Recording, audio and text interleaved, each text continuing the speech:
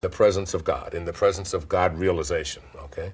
So that when you're in the presence of someone like that, or someone who is acting that way, which is what I was doing in that moment without thinking about it, without anything, just giving myself in service to this person, that's when the laws of the material world no longer apply. And a magical kind of healing can take place that you could never explain. No, doctors see these kind of things happen on a regular basis. And when I was reading this idea that the door won't open.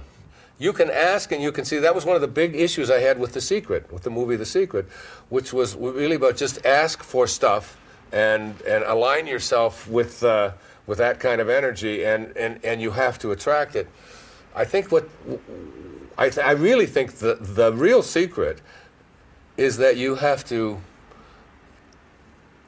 if you want to get to that higher place, you have to be asking, not what's in it for me and what can I have, but how can I offer to someone else that which I would like to have for myself, and not care about whether it shows up or not.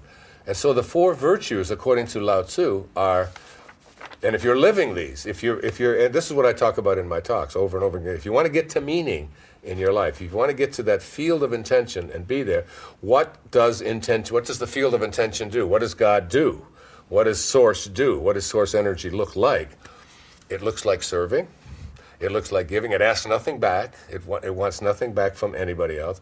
It doesn't restrict it to anyone. It doesn't judge. It just offers. It offers abundance. It offers its sunlight. It offers kindness. It offers joy. It's like it's constantly doing this all the time, and it's only our egos or our connection to our attachment to this realm that I love the way he describes that in number 60. That as long as your shallow worldly ambitions exist, the door will not open.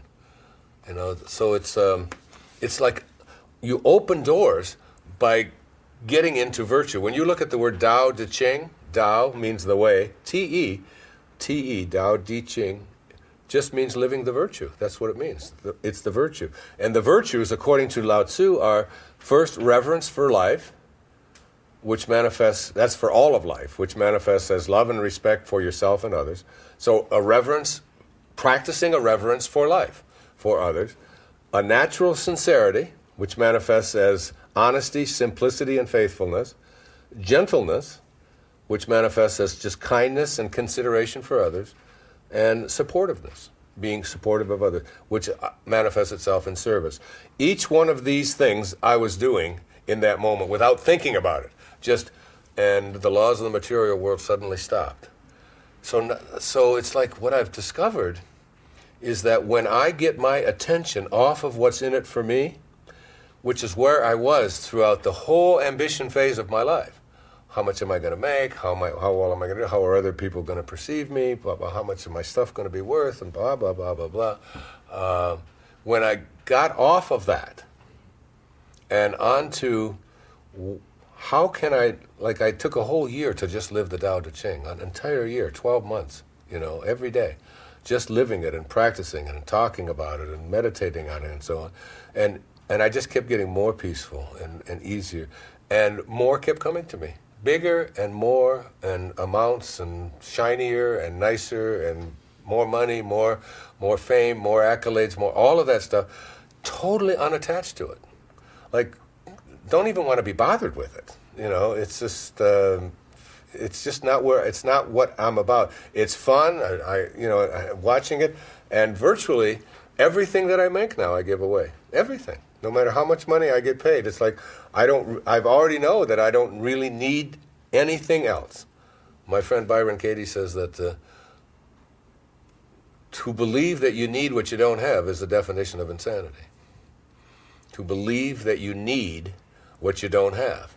Because you're already here, so you've already proven that you don't need it.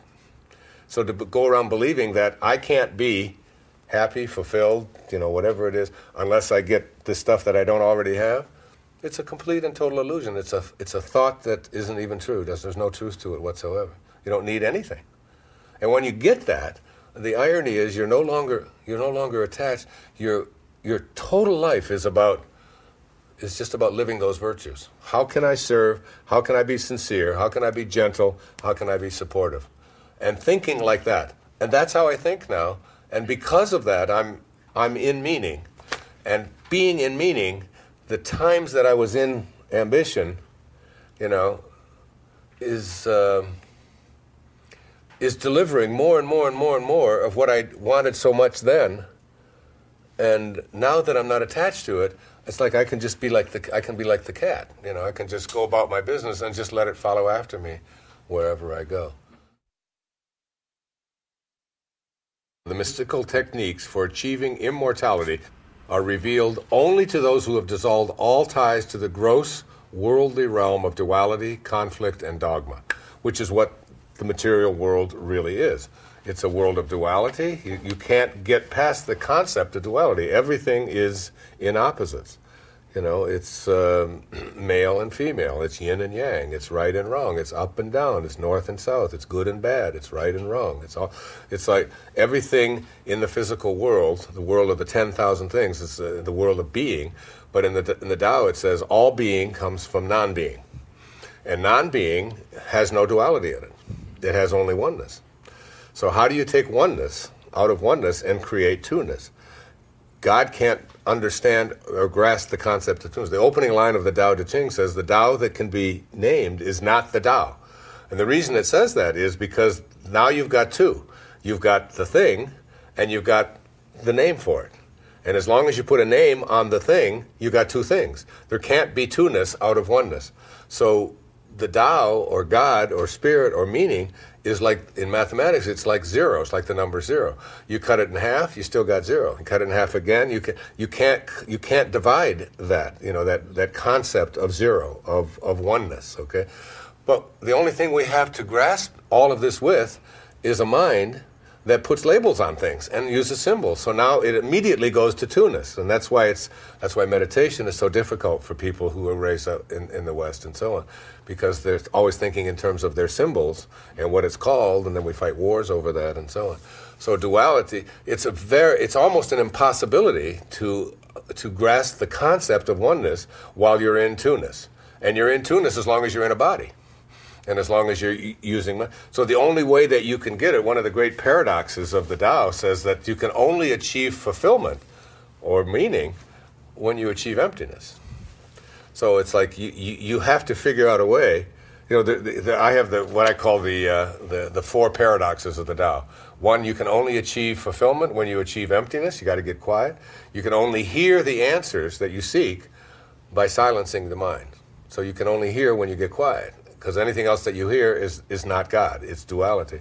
You can only become rich by knowing that you already have enough. And you can only reach paradise by recognizing that it's already within you. So what I say to people who really want to access the transition from ambition to meaning, if they really want to access it, is to get your thoughts off of yourself.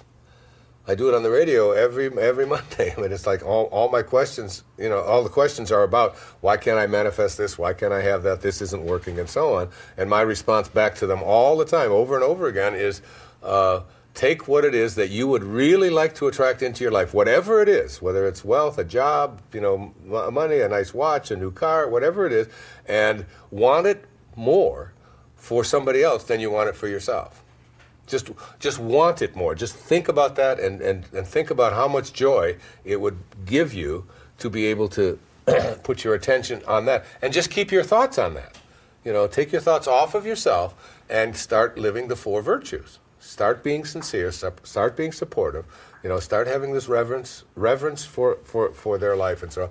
And just shift off of what's in it for me, and how much am I going to get, and why isn't it here fast enough, and why is theirs shinier than mine, and so on. Off of that, and begin to project that, and do that. That's what I did for a year when I wrote the Tao.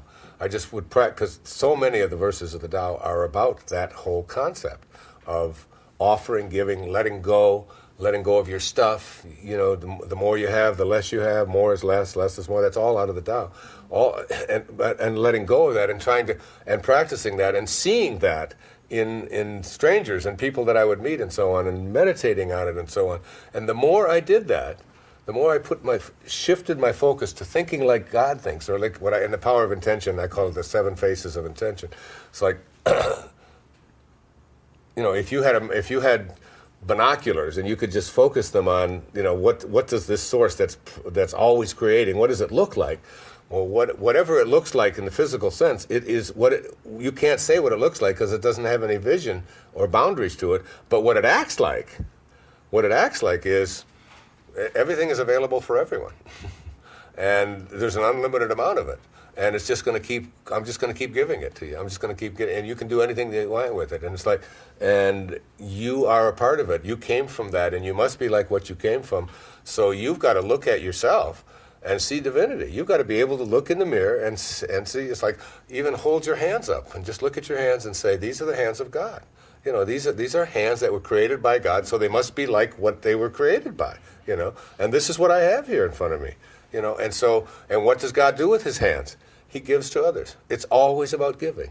So you can practice this. You can raise your kids on this kind of thing, and then you can look at any position, any person in this world. I don't care whether you're a school teacher. I don't care if you're a dental hygienist or if you're a carpenter or, you know, whatever it is out there that you are doing. If you can take your attention, if you want the door to open, to meaning, then the only way that door is going to open is if you understand that you have to leave your attachment to this grossly world of the material things and what's in it for me and how much am I getting, and shift your energy, your thoughts onto how may I offer, how may I serve.